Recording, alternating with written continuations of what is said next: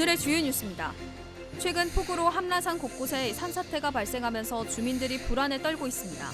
주민들은 무분별한 개발로 인해 이전에는 없었던 재해가 발생하고 있다며 대책 마련을 촉구하고 나섰습니다.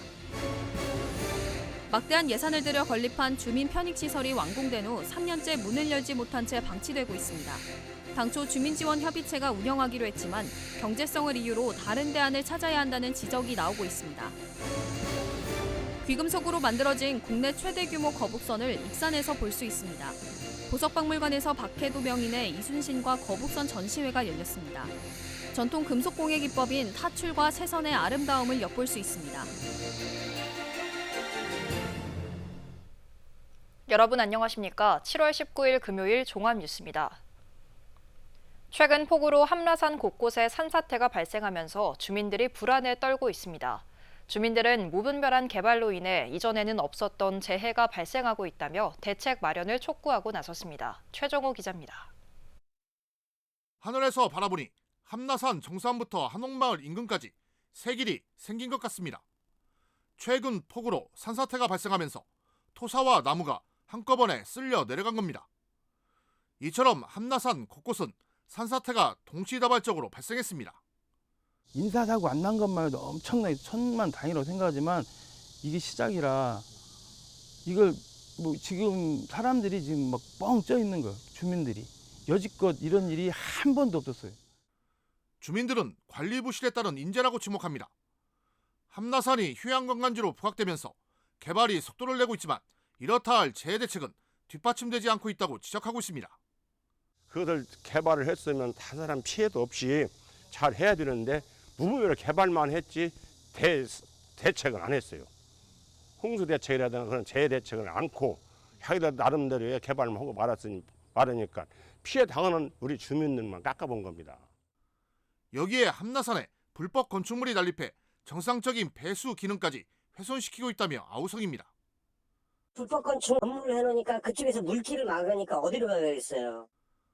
함라 면사무소는 주민 피해를 접수받고 있습니다. 이런 가운데 주민들은 함라산이 언제든지 재해가 발생할 수 있는 시한폭탄과 같다며 대책위를 구성했습니다. 함라산 주변에는 교동과 금고, 탑고지 등 8개 마을에 걸쳐 700명 이상이 거주하고 있는 상황. 함라산 재해 발생을 효율적으로 막을 수 있도록 익산시의 대책 마련을 촉구할 계획입니다. 이런 위험 징후가 생겼잖아요. 생겼는데 이런 진짜 예방이 아니에요. 이건 예방은 끝난 거예요. 지금 이것은 이제 대책을 세워야 하는 단계가 돼가지고. 폭우로 곳곳이 무너져 내린 함라산.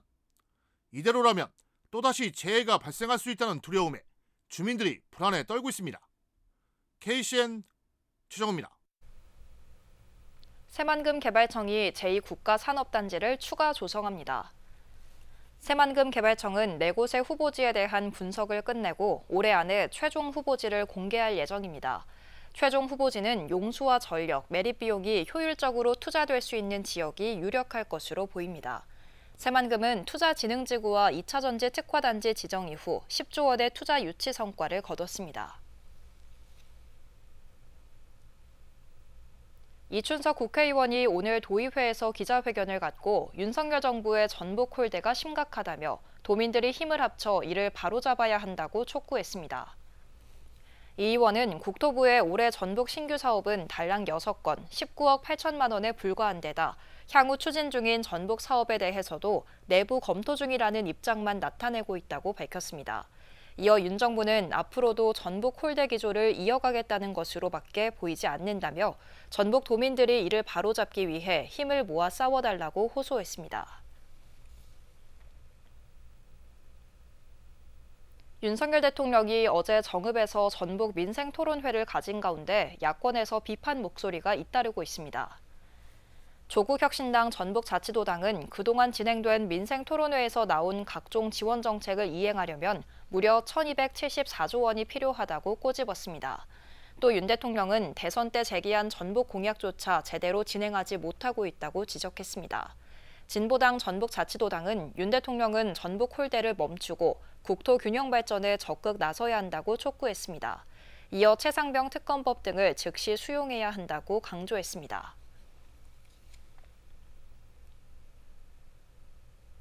막대한 예산을 들여 건립한 주민 편익시설이 완공된 후 3년째 문을 열지 못한 채 방치되고 있습니다. 당초 주민지원협의체가 운영하기로 했지만 경제성을 이유로 선뜻 나서지 못하면서 다른 대안을 찾아야 한다는 지적이 나오고 있습니다. 모영숙 기자입니다. 새만금 개발청 맞은편에 지어진 한 건물. 문은 굳게 잠겨 있고 네 곳의 상가는 텅 비었습니다. 목욕탕과 찜질방은 사용하는 적이 없고 고가의 헬스 장비들은 먼지가 쌓인 채 그대로입니다. 군산시가 51억 원을 들여 지난 2021년 2층 규모로 완공한 주민 편익 시설입니다. 이 건물은 내초동의 소각장과 매립장 등 폐자원 에너지화 시설을 지으면서 보상 차원에서 주민들의 편의를 제공하겠다는 취지였습니다. 하지만 운영자를 찾지 못해 3년 넘게 문을 열지 못하고 있습니다. 위치상의 문제가 좀 있는 것 같아요. 그래서 주민들이 좀 자주 이용할 수 있는 시설 쪽으로 위치로 가야 되는데 그렇지 않고 외진 위치에 있다 보니까 사실 주민들도 이 시설이 뭔지를 모릅니다. 당초 주민지원협의체에서 사용허가를 받고 운영하기로 했지만 코로나19로 운영이 미뤄지면서 지금까지 굳게 닫혀 있는 겁니다. 주민지원협의체는 유동인구가 적은 외진 곳에 건물이 있다 보니 적자 우려에 선뜻 나서지 못하는 상황. 실제 군산시가 지난 2022년 운영수지 분석 결과 하루 18시간 운영에 70여 명이 방문할 경우 한 해 2천만 원의 적자가 발생하는 것으로 나왔습니다. 군산시는 올해 주민지원협의체가 맞지 않으면 민간위탁자를 공모할 예정입니다. 주민협의만 믿지 말고 다른 사람들도 여기에 공개 입찰을 해서 앞으로 이 시설이 제대로 이 주민들을 위해서 이용될 수 있도록 50억 원이 투입된 주민 편익시설, 운영자를 찾지 못하면서 애물단지로 전락하고 있습니다. KCN 모영숙입니다. 도내 대학병원들이 일부 결원에 대해 하반기 채용을 진행합니다. 의료계 등에 따르면 전북대병원과 원광대병원은 하반기 전공의 모집 인원으로 각각 17명과 30여 명을 신청했습니다. 이들은 임용을 포기했거나 지난 상반기 모집에서 확보하지 못했던 인원입니다. 또 병원을 떠난 전공의에 대해서는 사직 처리를 보류하기로 했습니다. 새만금 태양광 발전 사업 수주를 빌미로 지역 업체로부터 돈을 받은 브로커가 징역형을 받았습니다. 서울 북부지법은 알선수재 혐의로 기소된 57살 박모 씨에게 징역 2년과 추징금 7,250만 원을 선고했습니다. 박 씨는 지역 전기공사업체로부터 새만금 2구역 육상태양광 발전 사업에 참여할 수 있도록 해주겠다며 6,250만 원을 받은 혐의입니다. 또 군산시 5급 어울리 태양광 발전 사업 중 송전선 지중화 사업 수주를 빌미로 5천만 원을 받은 혐의도 있습니다. 익산 자동차 업종 근로자에 대해 다양한 지원금이 지급됩니다. 익산시에 따르면 고용노동부 공모인 자동차 업종 상생협약 확산 지원 사업에 선정됨에 따라 사업비 4억 원이 투입됩니다. 자동차 업종 신규 입사자는 최대 300만 원까지 지원되는 일자리 채움 지원금이 지급됩니다. 또 만 35세부터 59세까지의 신규 근로자에게는 연간 1,200만 원까지 일자리 도약 장려금이 지급됩니다.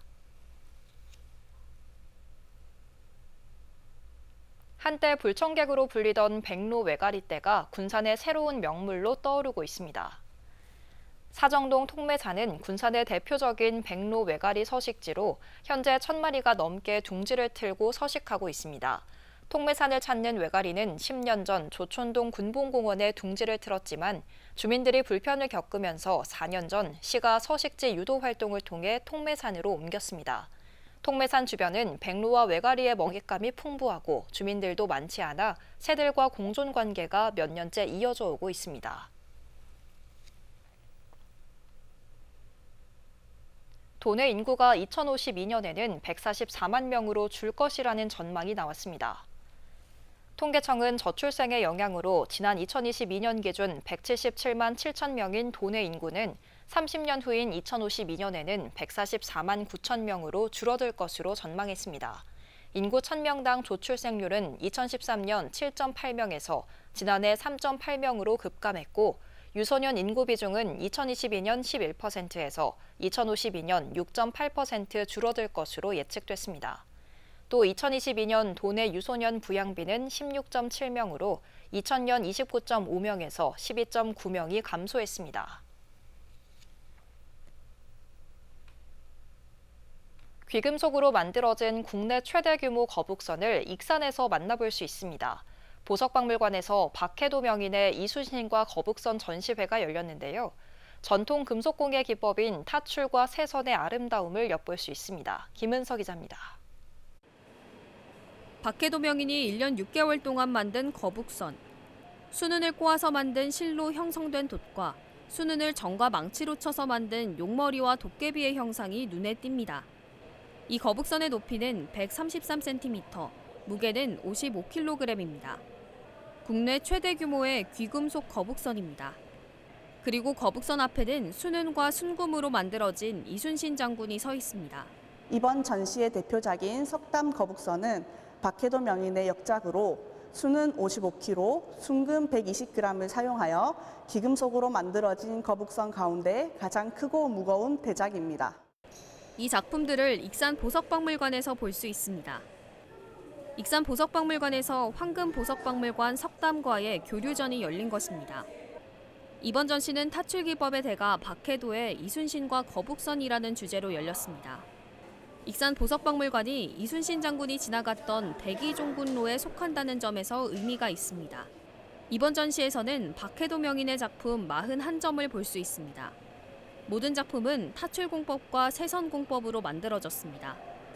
타출은 금속을 두드려 원하는 모양을 표현하는 기법으로 현대공법과 다르게 재료에 손실이 없다는 장점이 있습니다.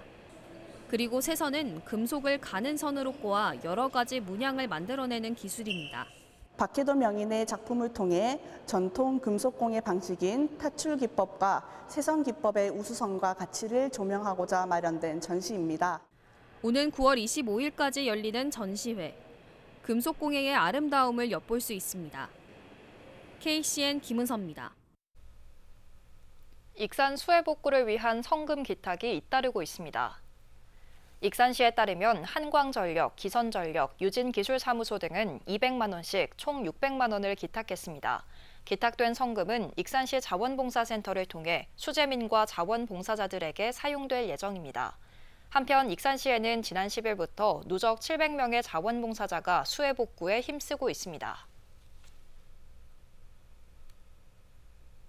익산 사랑의 밥차가 수해 복구 중인 장병들을 위해 식사를 제공하고 있습니다. 익산시에 따르면 익산시 자원봉사센터와 원불교 중앙교구, 전주시 자원봉사센터 등 여러 단체들이 수해 복구 중인 군 장병들을 위해 사랑의 밥차를 운영하고 있습니다. 앞으로는 부산광역시 삼광사와 경북 경주시, 광주광역시 광산구 등에서도 식사를 공급할 예정입니다. 한편 지난 8일에서 10일 호우로 수해를 입은 망성면과 용안면, 용동면 일대에 매일 군장병 1,500명 이상이 투입되고 있습니다. 한화에너지 군산공장이 올해도 군산시에 4,500만 원 상당을 후원합니다.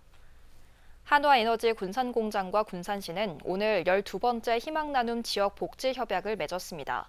이에 따라 한화에너지 군산공장은 저소득 아동 공부방 꾸미기, 사회복지시설 수리, 후원품 지원 등 다양한 사회공헌 활동을 펼칠 계획입니다. 한화에너지 군산공장은 지난 2013년부터 누적 금액 3억 5,300만 원을 후원했습니다. 올 상반기 익산에서 발생한 화재의 원인은 절반 이상이 부주의였습니다.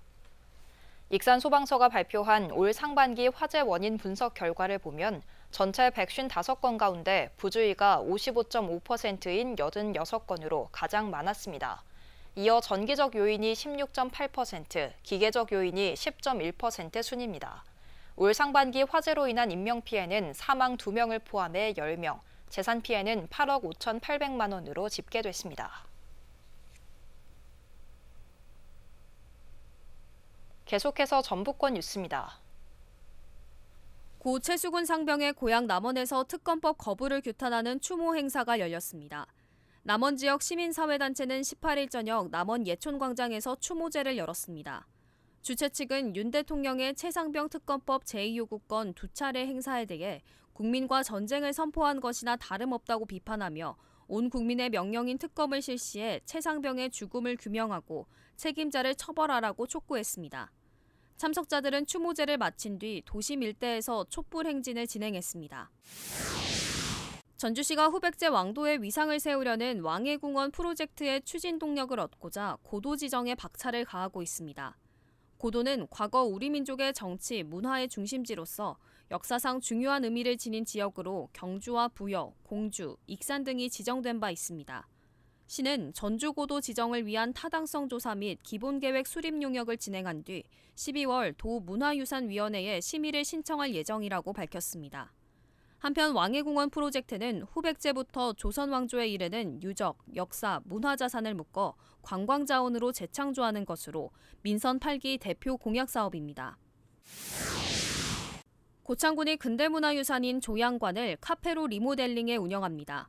조양관은 일제강점기인 1935년에 건축된 2층짜리 일본식 목조 건물로 당시 일본식 건축 양식이 잘 드러나 있어 등록 문화재로 등록돼 있습니다. 군은 도시재생 사업의 일환으로 조양관의 공간을 보수 공사해 카페 및 문화 프로그램을 이용할 수 있는 공간으로 꾸몄습니다. 지금까지 전북권 뉴스 김은서입니다. 익산토성의 이름이 61년 만에 새롭게 바뀝니다. 국가유산청은 익산토성을 익산오금산성으로 바꾸기로 하고 오늘 국가지정문화유산 명칭 변경 예고를 고시했습니다. 이름이 변경되는 것은 지난 1963년 사적 지정 이후 61년 만입니다. 2단계 확장이 추진되는 국가식품 클러스터에 대한 투자 설명회가 잇따라 열립니다. 한국식품산업클러스터진흥원에 따르면 국가식품 클러스터 투자 유치를 위해 오는 27일 서울 코엑스에서 열리는 농식품 테크 스타트업 창업 박람회에 참여해 투자 설명회를 엽니다. 이어 오는 10월 전주에서 열리는 세계 한인 비즈니스 대회와 11월에 열리는 서울국제식품산업전에서도 투자 설명회를 진행할 계획입니다.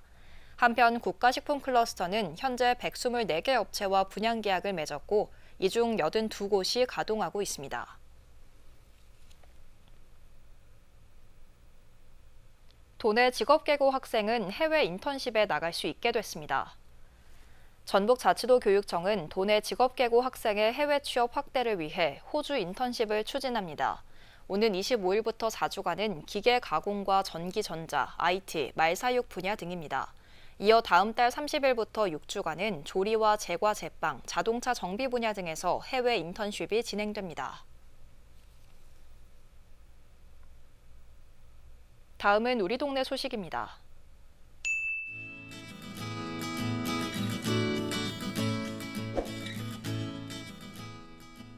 익산시 용안면에 수해 복구를 위한 따뜻한 나눔의 손길이 이어지고 있습니다.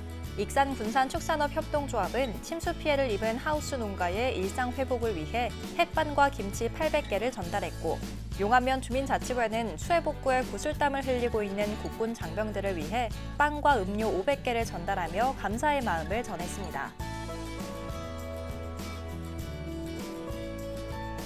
LX 글라스 군산공장 한마음 봉사회가 사랑의 열매 나눔 리더스 클럽에 가입했습니다. 나눔 리더스 클럽은 사회복지 공동모금회가 인증하며 3년대 1,000만 원 이상 기부를 해야 하는 기부자 예우 프로그램인데요. 향후 기부금은 시설 보호가 종료된 자립 준비 청년을 위한 후원 비용으로 3년 동안 정기 기부가 될 예정입니다.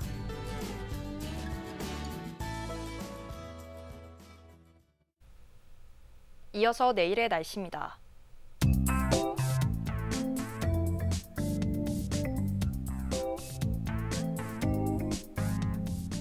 내일 전북은 흐린 가운데 천둥과 번개를 동반한 많은 비가 내리겠습니다.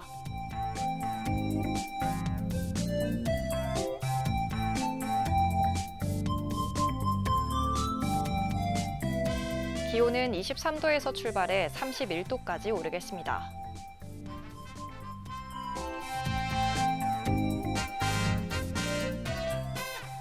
군산은 흐리고 비가 내리며 28도까지 오르겠습니다.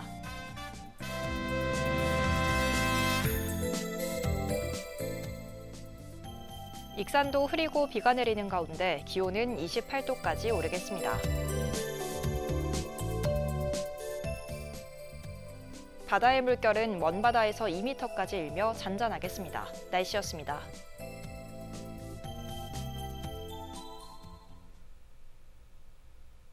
이상으로 KCN 종합뉴스를 마칩니다. 정확한 보도로 늘 함께하겠습니다. 시청해주신 여러분 고맙습니다.